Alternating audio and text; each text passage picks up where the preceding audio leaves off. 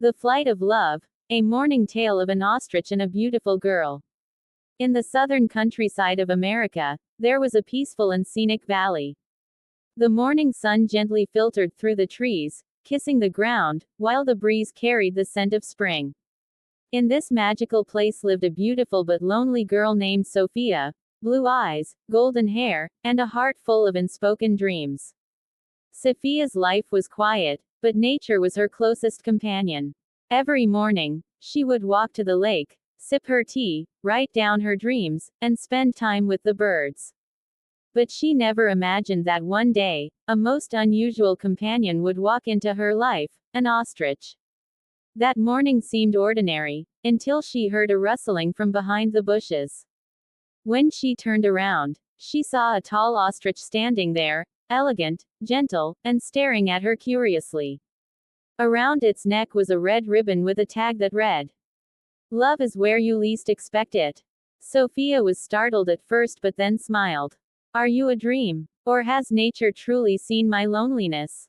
she whispered. The ostrich, later named Rio, started visiting her every morning. He would circle around her, sit beside her while she drank her tea, and watch her quietly as she wrote poetry. Their silent companionship soon became the talk of the village. One rainy day, Sophia sat near the lake, soaked and lost in thought. Suddenly, Rio rushed toward her and spread his wings around her, as if trying to shelter her from the world.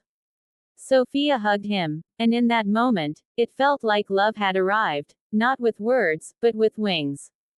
In her diary, Sophia wrote, "Sometimes, love doesn't come in the form of a person, but with feathers and silence that only the heart can hear."